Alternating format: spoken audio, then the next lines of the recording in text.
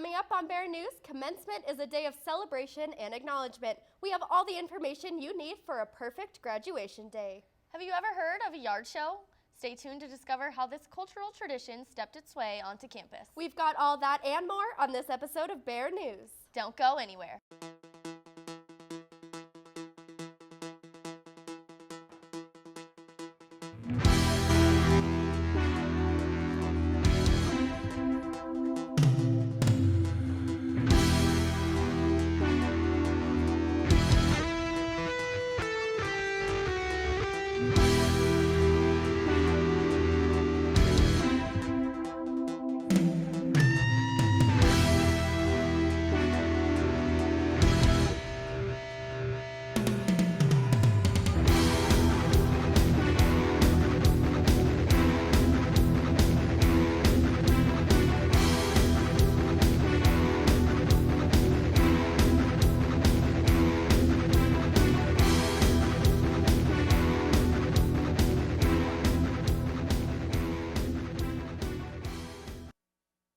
It's the day seniors have been waiting for, graduation. Now that finals are over and grades are in, the fun can begin.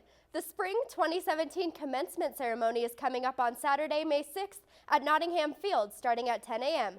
All the parking lots in the campus will be open and free. Additional shuttles will be running from the University Center parking lots directly to Nottingham Field. UNC has also planned for inclement weather. A final decision for the location of the commencement will be announced 2 days prior. Stay up to date on everything commencement related at unco.edu/commencement. UNC President Kay Norton has appointed alumna Allie Stegg Haskett as Vice President for Development and Alumni Relations. She replaces Wayne Webster when he leaves on May 19th. Webster is moving to a similar position at the College of Wooster. Under Webster's leadership, the university launched new initiatives, enhanced the operational agreement with the UNC Foundation, and took steps that were necessary to launch the campaign for UNC. Stegg Haskett's current position is serving as Assistant Vice President for Development. She has a bachelor degree in Human Communications from UNC and a master's degree in nonprofit management from Regis University. In 2005, she returned to UNC as Associate Director of Alumni Relations and shortly afterwards appointed as UNC's Director of Corporate and Foundation Relations. She became the Assistant Vice President in 2011. Stegg Haskett also served as Interim Vice President for Development and Alumni Relations in 2014 to 2015 before Webster's arrival. In her current position, she leads the university's fundraising team and directs UNC's development strategy and operations while managing the university's team of gifted officers and works closely with UNC donors. Stegg Haskett's 12-year career with UNC has resulted in multiple million-dollar gifts and grants for UNC's development operations. Canvas or Blackboard? Which of these academic websites is better for students? Reporter Stephen Rice is here with the answer in the last installment about Canvas. Canvas versus Blackboard. The debate is finally over. Well, as the semester winds down, and with Canvas a year old now for UNC, it is time to finally figure out which is better, Canvas or Blackboard. Well, on Canvas, you are able to predict your grades with one easy step. Go to your grades and with the scores not put in yet, put a score of what you would like to get. The score is calculated into the system, giving you a predicted grade. This helps students figure out what they need to get on that final exam. It is especially important this time of the year with finals around the corner. Blackboard never did that. Also on Canvas, the immediate feedback on assignments and being able to message your teacher or classmates are so convenient. Blackboard had it, but was a lot slower. Finally on Canvas, we were able to send assignments and quizzes without thinking twice. The teachers can see the hard work we have done and help us succeed. Overall, Canvas has aspects that are better than Blackboard, but with time, could take over what Blackboard left at UNC. Reporting from Candelaria Hall, I'm Stephen Rice, Bear News. If you have any questions about Canvas, check out Bear News on YouTube for all of our recent tutorials. It's a chilly day in Greeley today. How are Greeley's current conditions, Abigail? It was quite cloudy today, and we did see some rain today, as you can tell from the sidewalks. And remember, April showers bring May flowers, and the plants are definitely blooming on campus. Right now, it's 53 degrees with winds at around 12 miles an hour and cloudy skies. Tomorrow, we're going to see a slight chance for rain in the morning, so definitely bring your umbrella to class and make sure to dress warm too. We'll have your full forecast for tomorrow and more coming up. The Resident Hall Association is a student-run organization that works to enhance the college experience for students living in the residence halls, university apartments, and university-owned houses. RHA also puts on events throughout the year to encourage students to get involved on campus in campus activities. Fochella is the biggest event that RHA puts on during the year. It's a small concert where students can perform and showcase their musical talents. This year, the event featured groups and performers who came to show off some of their work. But during the performances, there were lots of other activities that everyone could partake of. Face painting, character drawings, and even a flower crown making station were some of the different activities to enjoy. RHA also provided free blankets to the first 100 people who came to the event. Not only that, but there were also food and drinks for all who attended. This year's Fochella was a great success, and all who attended had a great time listening to those performers. If you missed Fochella this year, don't worry, because RHA will bring it back again next year. There are many different clubs here on campus, and each is unique in its own way. Monday night was a special night for the UNC Film Production Club, and BearNews reporter Sean Waldy takes us there. The University of Northern Colorado's Film Production Club hosted a short film showcase at the Crest Cinema and Lounge Monday night. The showcase was an opportunity for community members and students to view some of the club's films from the semester. The club was showcasing 5 of its best films of the semester, and all of these films were written, directed, and produced by students. Before each film, the directors would come up and introduce their piece while also giving some background about it. At the end of the night, there was a small award ceremony awarding directors, actors, and production members for their hard work. Calvin Shepard's film, Cans, won Best Picture of the night. In a quick interview with Calvin, he gave the following statement. My inspiration was definitely Kevin Smith and the Jay and the Silent Bob type movies. I love those movies, and I always wanted to make one myself, so I did. The Film Production Club showcase was a very fun night for all involved.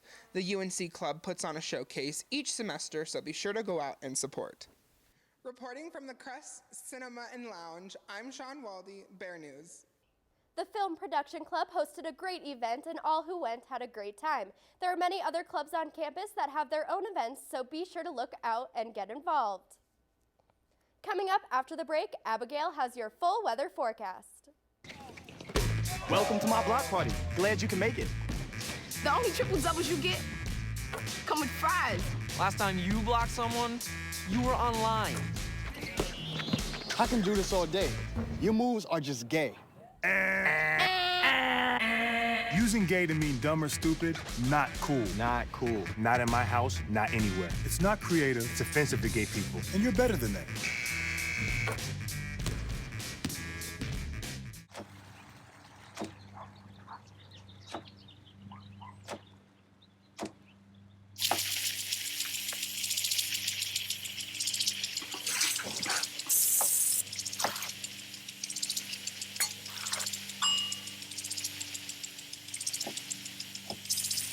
Clean kitchen surfaces, utensils, and hands with soapy water. 1 in 6 Americans will get sick from food poisoning this year. Keep your family safer. Check your steps at foodsafety.gov.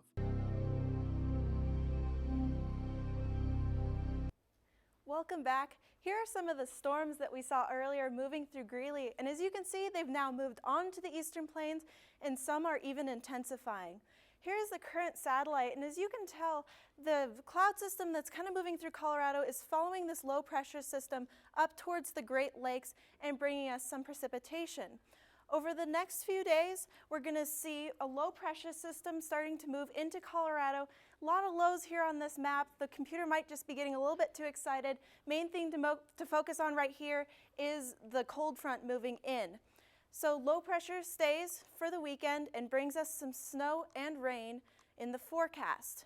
Our 5-day weather forecast shows rain tomorrow, snow Saturday, and then finally sunshine coming back on Sunday and starting to warm up the beginning of next week. Now, we did see some summer weather on campus on Tuesday. These photos of lightning coming to us from Emily I. And we would like to let you know some safety tips in case lightning decides to come to campus again. If you hear thunder outside, you need to seek shelter immediately. Stay off of corded phones and anything plugged into the outlet, and avoid running water or anything that comes from plumbing within your home or shelter. This is because if lightning strikes near your home, then the electricity can conduct through the faucets and plumbing and then end up reaching you either at the faucet or anywhere where you have running water. Wait at least 30 minutes after you hear thunder to resume these activities. If you decide to go out hiking this summer, make sure that you know to get off the mountain by at least noon. This is because when the sun heats up the sides of the mountains, it causes the air around the mountains to rise and form thunderstorms. And this usually happens right around noon, like clockwork in the mountains. So definitely avoid hiking during these times. If you do happen to find yourself in a thunderstorm outside, don't stand on elevated terrain, never lie flat, never stand under a lone tree, and never seek shelter under a cliff. Also, stay away from conductors, which include your umbrella. Now, here are some lightning myths and facts. See if you can spot which is which. So, crouching if outside during a lightning storm will make you safe. This is actually false. You need to find a shelter because no place is safe outdoors. If it isn't raining, the lightning can't strike you. This is also false. Lightning has been known to strike 3 miles away from a storm, even up to 15 miles away. Being inside a house is totally safe in a lightning storm. This is false. You still need to avoid conductors within your home and stay away from windows. Anything with metal will attract lightning. This is also false. Even though metal is a conductor, the 3 factors that determine if lightning will strike are height, shape, and isolation, so think trees and mountains with that one. And if you do happen to plan some trips outside, here are some useful weather apps that you can use. My favorite is WeatherBug. It has a Spark app that uses your GPS location and tracks the lightning strikes around you to tell you whether you're safe from lightning or need to seek shelter.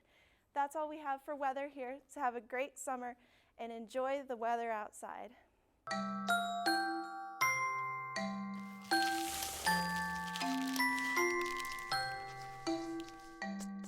Kids will spend 8 minutes decorating their little brother.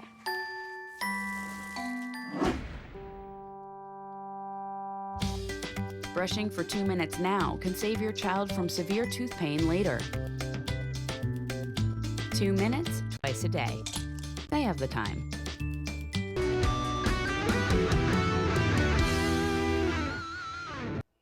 This past Friday, the Marcus Garvey Cultural Center hosted its 6th annual yard show in Gunter Gym. So what's a yard show? BearNews reporter Sean Waldy tells us.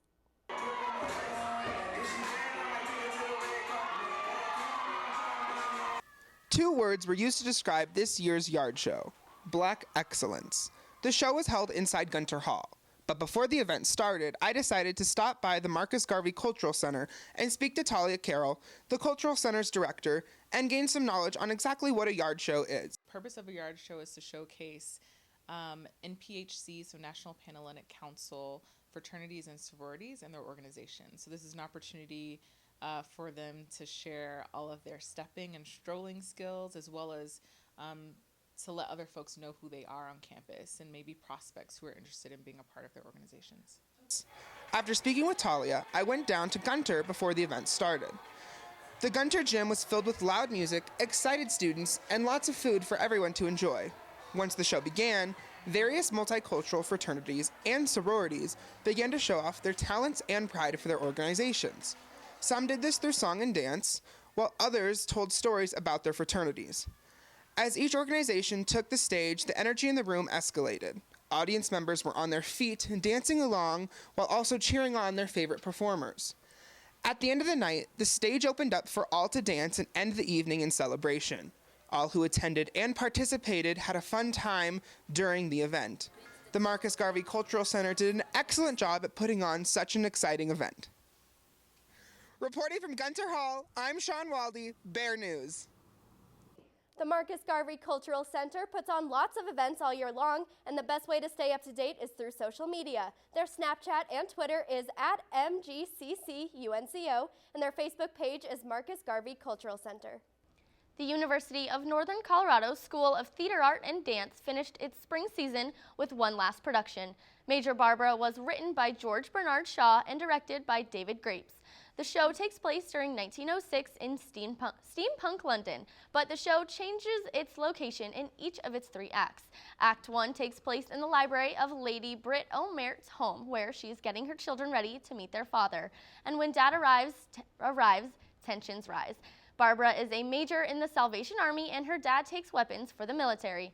And Barbara isn't happy that her father makes weapons for a living. The two agree to visit the Salvation Army and also visit the factory where her father works. Act 2 describes Barbara's father's visiting the Salvation Army, and Act 3 is when Barbara visits the factory. The show is full of exciting moments and tells a great story that captivated all audience members. The show had a few outstanding actors who really committed to their characters. In Act 1, Jack Fletcher played Charles Lomax and really stole the spotlight. His comedic timing kept all audience members laughing and not wanting to act to the end. Another actor who was dedicated to his role was Tristan Flume, who played one of the working poor characters in Act 2. His commitment to his role really added to the illusion of the story. Unfortunately, all good things must come to an end, and there are no more shows for this semester. But next year, you can be sure to see some incredible shows put on by the theater department. This past week, some of our students traveled to New York to explore and talk journalism. And while there were many tourist spots to visit, like the Statue of Liberty in Times Square, one of the most unique was the New York International Auto Show. This is one of the most important car events where many companies can exhibit their latest creations. There was a total of 43 car brands and hundreds of different models, but some got all the attention, like the prototypes from Mercedes and Toyota. Fast cars also earned the respect of the public, specifically these 3 cars, the Bugatti Chiron, the 840 horsepower Dodge Challenger, and the Ford GT. Although this event is specifically directed at car enthusiasts and potential buyers, it was also an opportunity for a great family day with video games and workshops for the kids and drive experiences for the adults. If you're passionate about cars, don't miss the chance to go next year, which is March 30th to April 8th. On September 1st, 1983, Dr. Charles Ingold began working for the Journalism and Mass Communications program here at UNC. For the past 34 years, the program had the privilege of Dr. Ingold's direction, and the students had the opportunity to learn from him. Dr. Ingold even survived this year's transition of the program into journalism and media studies. But all good things come to an end, and Dr. Ingold decided to retire, and he will surely be missed. From all of us here at BearNews, we would like to say thank you to Dr. Ingold and wish him a happy and relaxing retirement. The smell of barbecues, the taste of cold watermelon, and the sensation of warm sun. Summer is almost here. But what are the Bears doing for the year? BearNews reporter Megan Patachik finds out on this week's question of the week. What are the Bears planning to do this summer? I'm going to be a nanny for my job. I'm doing an internship at the Cancer Rehab Center. This summer I plan on getting a couple of internships and probably just working and hanging out with some friends. My plan this summer is to do an internship at American Cancer Society, and I'll be doing that all summer long and trying to graduate. I am working at the Fort Morgan swimming pool and taking summer classes. Shoot, for this summer, probably just working, got a new job, and trying to focus on my art and music. Doing 12 weeks of physics. Super excited. I'm taking summer classes and trying to find a job. My plans are to work, stay active, and catch up on some sleep. I'll be taking 15 credits for the first 6 weeks and then just working. I'm going to be babysitting some kids and just trying to relax. Reporting from Missioner Library, I'm Megan Matachik, Bear News. Thanks, Megan. Sounds like the Bears will be hard at work this summer. So what are you looking forward to, Julia? Well, I'm graduating, so I'm excited for #adult life. What are you excited for? I'm going to Spain next semester, so I'm excited to start packing and getting ready for Spain. Oh my gosh, sounds so fun. And that's our show for tonight. Thanks for joining us this evening. All of us at Bear News want to congratulate our fellow Bears who are graduating. We can't wait to see all of the amazing things you accomplish. We'll be back next semester, but until then, stay up to date on Facebook, Twitter, and Instagram. Bear News 98. Be sure to like us. And a big thank you to Peak Stucco and Stone for their help with our brand new set. Have a great summer.